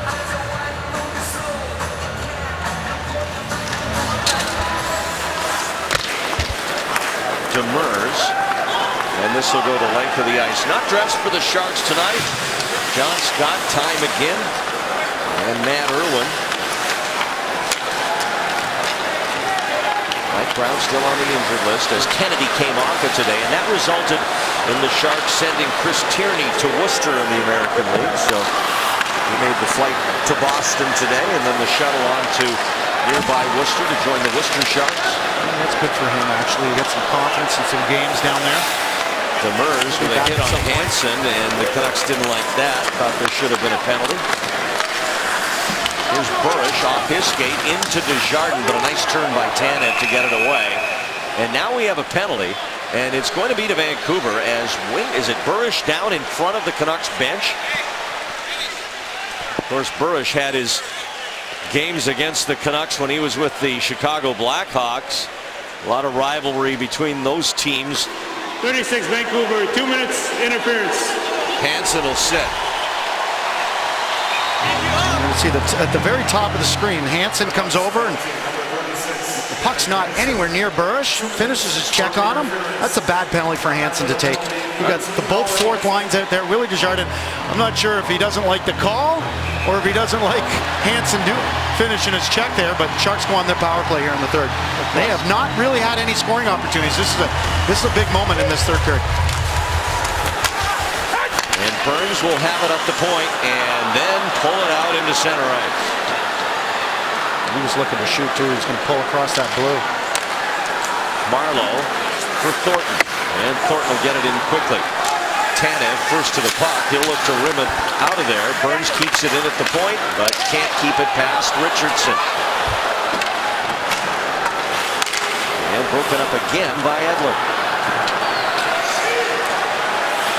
Marleau for Burns. Thornton wanted Burns on the return pass. Knocked down with his glove by Bonino. Ranging across is Logan Couture. Canucks still get it behind the net. Bonino. And right now, Vancouver's penalty kill sorting out the Sharks power play pretty well through the first half of this San Jose man advantage. Now a break for Marleau. Thornton shot, and Miller slides across and has the save. The Sharks had been fumbling and bumbling that puck there for part of that power play, but that was a good zone entry. Nice pass over to Thornton. He gets a good shot. Miller came across all the way. No rebound again. There's Thornton coming in. You can see him. He's opening up his hips. That's a shot all the way. Just go 5-hole. Miller had already closed up the wickets. Second unit comes on. Wingels up front across with Nieto and Hurdle. Demers and Vlasic on the blue line with 58 to go on this Sharks power play. Their fourth of the game. They're 1 for 3 as Miller sweeps it aside. Stolen by Nieto. To Wingels. To Demers. And Hurdle didn't have a shot at net. I think you got to try and shoot there, Jason Demers. Hurdle again. Wingels to Demers in front. Nieto fan. Vlasic to Hurdle on the boards. Tomas Hurdle faces the net from way out. There's the shot in front. Nieto. Nieto has it again. Wingels trying to find the handle. Finally through to Ryan Miller, who covers it up. And one thing you can say about the Sharks' second power play unit, when they get in the offensive zone, they're thinking shoot. They got bodies going to the net. Tommy Wingels is going to the front of the net. Nieto's going to the front of the net. You can see Wingels right there, and some good stick battles. Just you got 3 Canucks against 3 Sharks trying to find the handle, and ultimately Ryan Miller. And you take a look at the Prism net cam. He's taking away the bottom part of the net. That's the problem when you're in the front of the net as an offensive player. The goalies take away the bottom part of the net. You got to get your stick loose, but you got to have a little bit of room to try and go upstairs with it. Tough to do when you got a guy all over you. 31 saves for Miller. 22 to go on the power play. Top group back on. Richardson against Thornton. And Thornton gets tossed. Marleau will take it. To Burns at the point. Now back through. The reverse pass. Burns on the wing. Couture's one-timer and a good shot just wide. He got a lot on that one-timer. That was right in Logan's wheelhouse. Just missed. Marleau wants Pavelski's got him. Back is Couture. Penalty's over. Thornton across. Pavelski scoops it to the net. Couldn't catch it cleanly enough for a one-timer. Oh, what a good opportunity, too. Burns hard off Pavelski's stick. Marleau tripped over Miller's goal stick. And now Higgins back for the Canucks with 4.5 left. Well, the Sharks had some good looks on that power play. You got to use it for momentum now. And Hertl with the puck goes across the ice. Wanted Kennedy. Broken up by Bieksa. Fired in by Burrow. That was a smart play by Bieksa. He didn't play with his stick. He used his skate in that situation. Otherwise, Kennedy would have been in alone. Braun, as the crowd urges the Sharks on here to get the equalizing goal. Hertl gains the zone, but a good diving effort by Mathias clears it. I think the Sharks got to get the puck deep in that situation, get some speed through the neutral. There's 5 Vancouver Canucks back. Offside here. Sharks pressuring on the power play, but it's still 3-2 Canucks.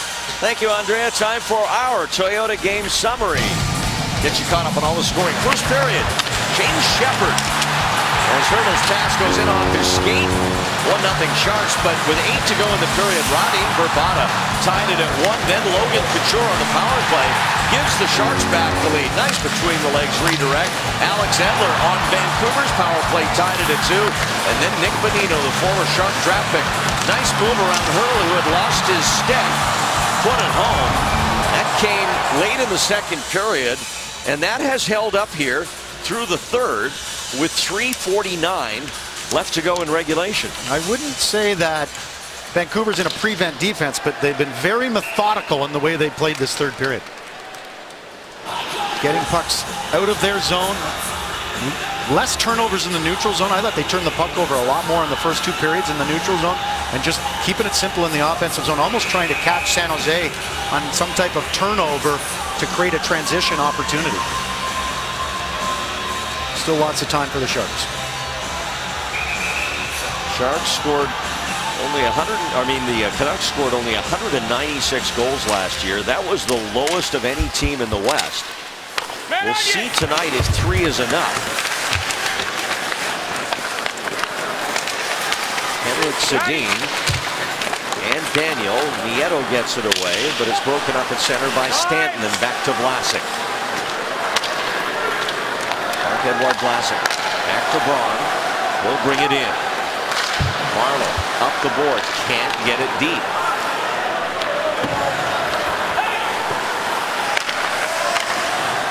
Nieto for Marleau, but he couldn't catch it.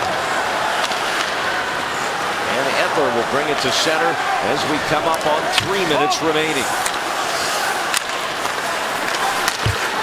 Couture through center. Canucks have it again. Edler just throws it off the glass. Now Couture, good stick, knocked Edler's cross-ice pass into the corner. Tanev supporting. And now a steal for Couture. Tried to work it for Pavelski. Too much traffic there. Back comes Dorsett. He'll chip it behind Hannon. They go to the corner and then to the end boards. As Couture waits on the near side. Demers up through center. Wanted Pavelski intercepted by Dan Hamhuis. And dumped back in again by Bieksa. Niemi for Hertl. Rolling puck, he'll play back to the defenseman Hannon. Good forecheck here by the Canucks, and they get the puck away. Hertl, gloved down by Hamhuis. Sharks on a change, Burns on the ice, quickly stretches it out to Hertl. Tomas Hertl, drop for Kennedy. Kennedy looks, feeds it to the goal mouth, saved by Miller. Hertl back on it to Burns. Burns whips a shot that's blocked by Burrows, and he'll clear. Short shifts, we're down to 1:40. Kennedy on the wing, winds up, saved by Miller as Niemi makes his move for the bench with 1:34 to go. Be sure to stay tuned for Esurance Sharks post-game live. Coming up with Brody Brazil and Kyle McLaren back in the studio, and Brett Hedican chiming in here live from SAP Center right after this one comes to an end. Earlier this period, you said that Vancouver scored a goal in the last minute of a period, 4 of the last 6 games. Well, if you go back to the Colorado game, they did at the end of the second period. They went and scored 4 unanswered goals the next period.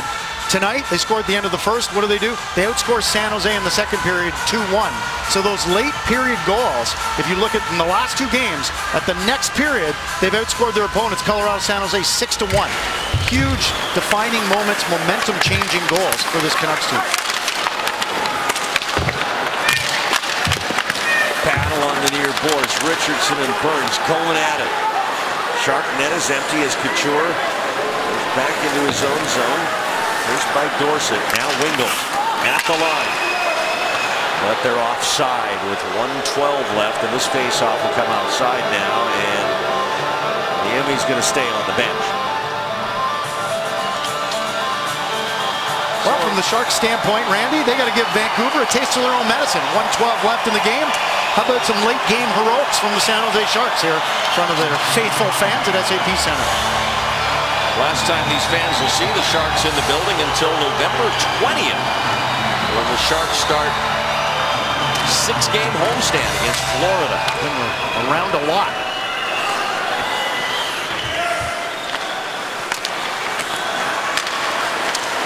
Burns.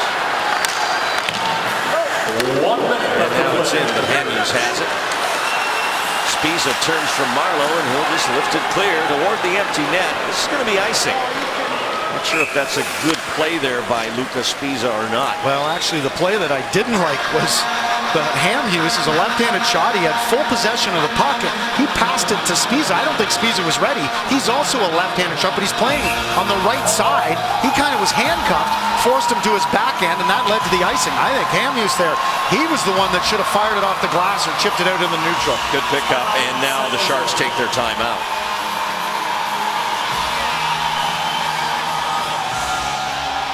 You get Jay Woodcroft. He's going to be talking about the face-off. Todd McClellan's right in there. So when you're talking about a face-off, it's a 6-on-5. Here's what we want to do if we win the draw. Here's what we're going to do if we lose the draw. And if the San Jose Sharks lose the draw because they're outnumbering Vancouver, you want to make sure that the Canucks don't have a clean shot to clear the puck out. And whoever the right defenseman is, he's going to fly over to the far boards, to the far side of the benches, to take away a hard rim if Vancouver wins it. San Jose wins it, they're going into execution mode, get guys to the front of the net, try and get a good shooting lane, and get the puck to the net, and see what you can do to get one past Miller. Thornton, Pavelski, Wingels, Marleau, Burns, and Couture out for the Sharks.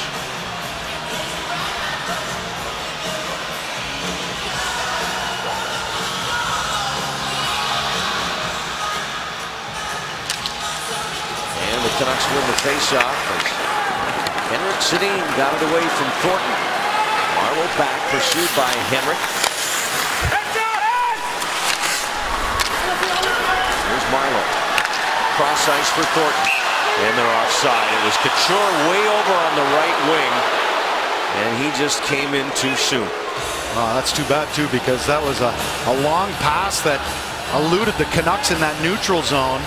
And Pavelski was coming over to set a soft pick on the Canucks' right defenseman. Create an outnumbered situation for Thornton. Thornton was just he was going into decision mode, whether to shoot or find an open man. You can see the San Jose Sharks, a lot of talking out here, talking to each other, setting up this neutral zone play. Still lots of time, 34 seconds.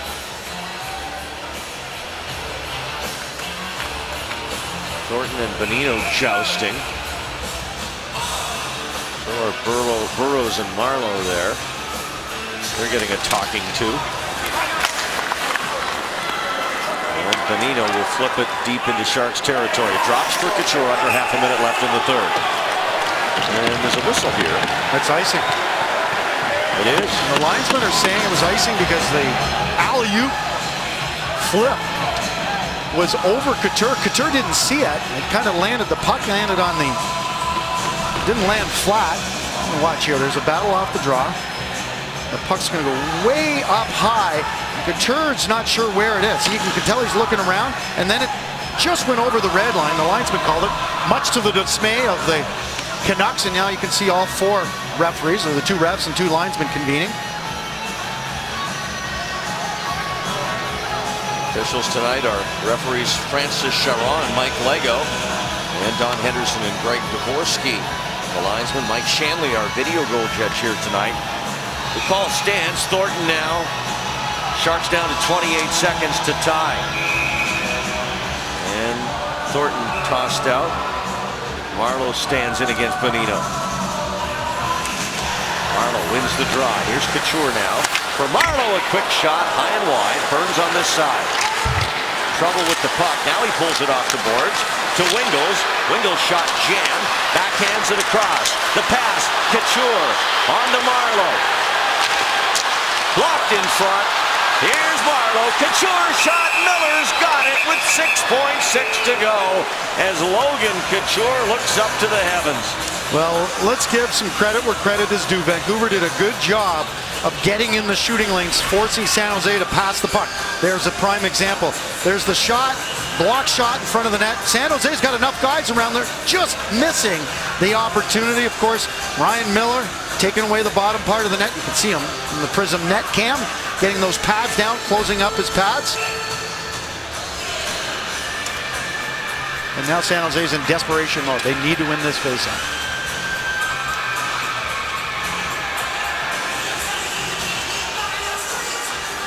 Pavelski looks back. He's a pretty clean win of the draw here against Henrik Sedin.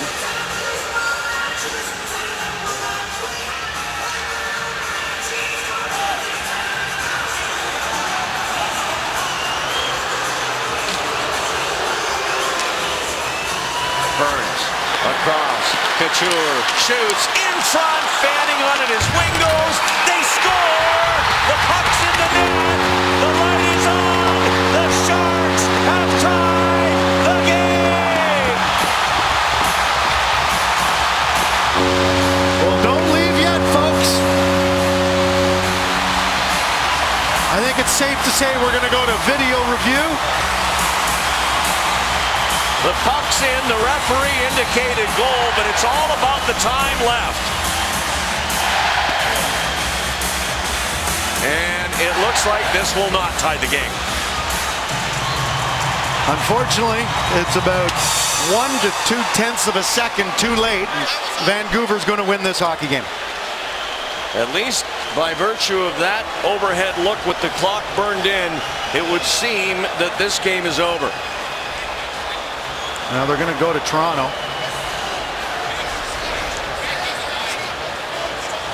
One more look, but of course this is without the clock. Now Thornton, he bangs it in off of Miller.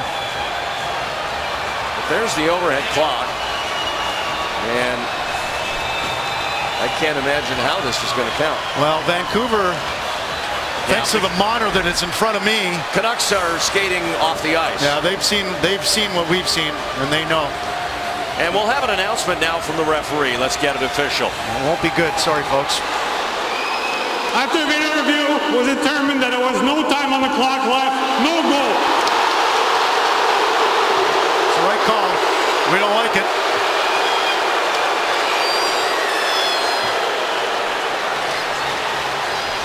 So despite outshooting Vancouver 36-19 and leading on 2 separate occasions, the Sharks are just a second too late. You know, you go back to the face-off just prior to that. You wonder when the whistle was blown, if there was 2/10 of an extra second, it would have been enough. Final score from here in San Jose. Canucks 3, Sharks 2. Sharks postgame live starts right now.